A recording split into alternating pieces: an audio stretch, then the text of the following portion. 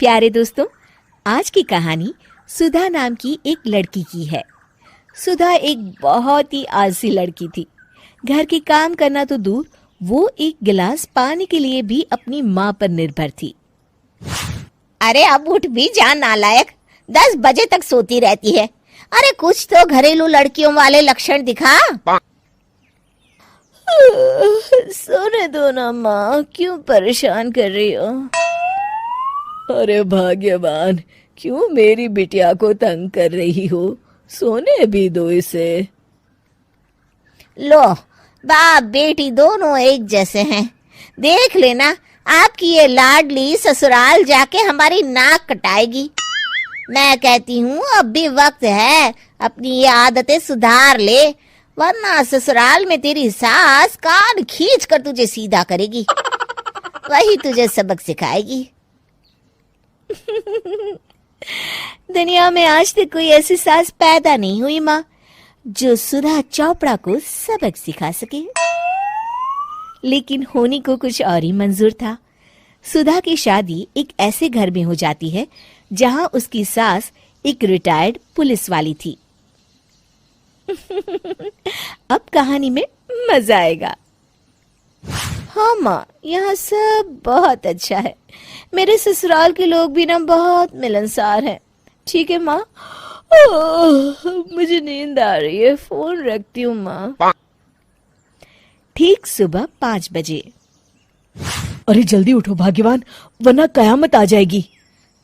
हैं? अरे क्या हुआ?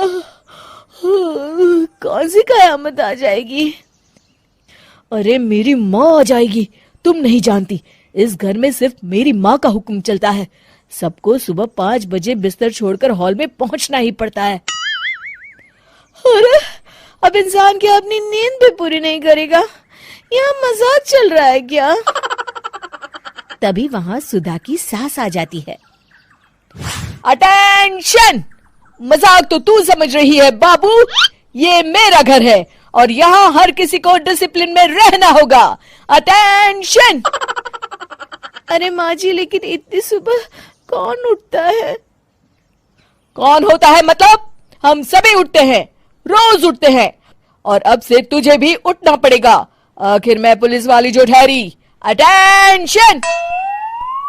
अरे माँ जी, लेकिन अब तो आप रिटायर हो गई हो ना। तो क्या हुआ? शेर कितना भी बूढ़ा हो जाए, शिकार करना नहीं छोड़ता।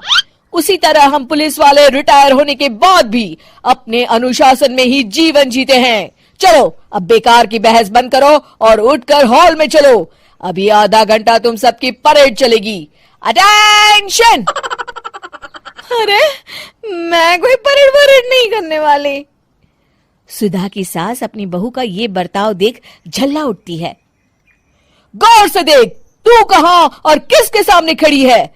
यहां बात सिर्फ एक बार समझाई जाती है, बस। अटेंशन! इतना कहकर सुधा की सास चली जाती है। अपनी सास का ये रूप देखकर सुधा घबरा जाती है और जल्दी से उठकर बाहर चली जाती है। उस दिन से सुधा की जिंदगी बदल जाती है।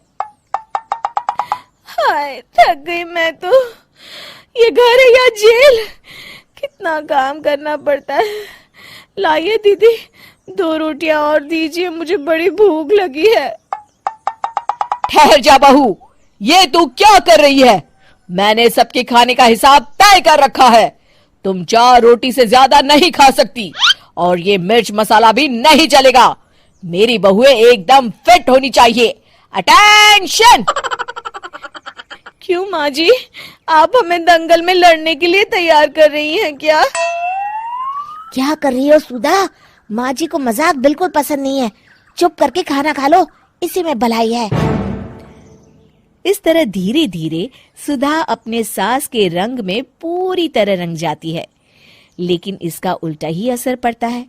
सुधा अपनी सास से भी ज्यादा अनुशासन की पक्की हो जाती है। सुधा की सास तो सबको 5 बजे उठाती थी, लेकिन सुधा सबको 4 बजे ही उठा देती थी। दूसरी तरफ सुधा की सास की उम्र भी हो चलती है। माँ जी, आजकल आप सुबह उठने में बहुत आनाकानी करती हैं।